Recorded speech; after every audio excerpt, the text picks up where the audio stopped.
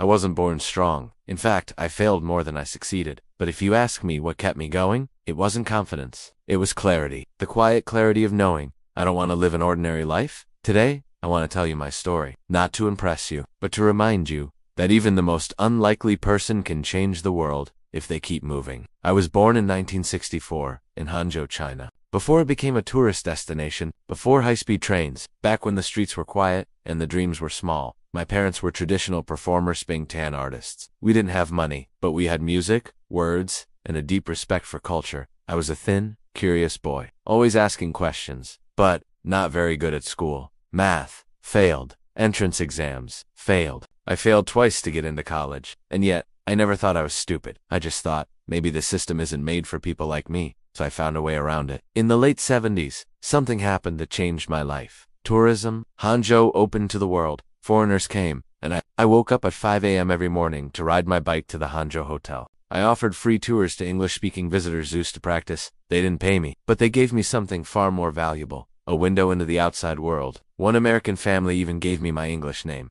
Jack. That's when I fell in love with English. Not the grammar, but the connection. Through language, I realized, we're all just people.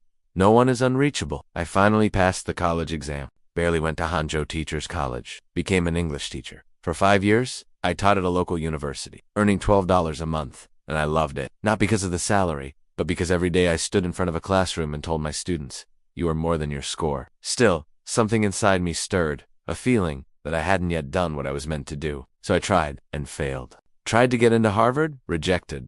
10 times. Tried to get a job at KFC, 24 people applied, 23 got hired. I didn't, but none of that hurt me, because I didn't see failure as rejection. I saw it as redirection. In 1995, I visited the US for the first time. A friend showed me the internet. He typed beer. Results came up. Then he typed China. Nothing. That moment changed my life. I thought, if there's no China online, maybe I should put it there. That's how I started my first company. It failed. Then the second also failed. But by 1999, I had one big, crazy idea. What if we helped Chinese businesses sell to the world? What if we built a marketplace, not for consumers, but for small factories, vendors, traders, the people no one cared about? That's how Alibaba was born, in my tiny Hangzhou apartment, with 17 friends in one sentence. If we work hard for 5 years, one day we might do something great. We had no money, no business model, just dreams. I told my team, we are like blind men riding on the back of blind tigers, and we were.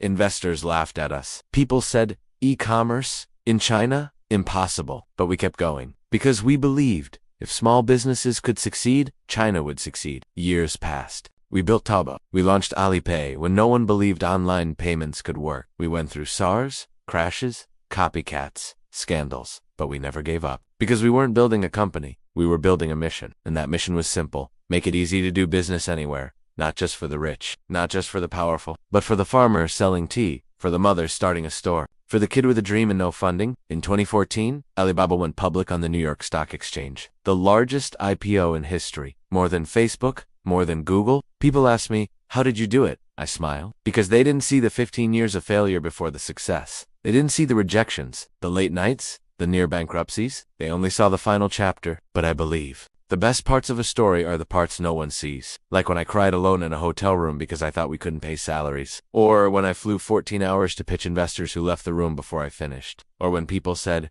Jack Ma is crazy, and maybe I was. But I'd rather be crazy with a vision than sane with no courage. In 2019, I stepped down as chairman of Alibaba, not because I was tired, but because I believe a company must live beyond its founder. I never wanted to be a king. I wanted to be a gardener. Plant seeds, water them. Let others grow the tree. So, who am I? I am not the smartest, not the strongest, not the fastest. But I am Jack Ma, a teacher from Hangzhou who failed dozens of times, but never stopped believing. I built Alibaba not to get rich, but to give others a chance. And I've proven, even a poor, thin, rejected boy, with no connections, no tech skills, and broken English, can build something the world remembers. Because in the end, it's not the size of your dream, it's the size of your belief.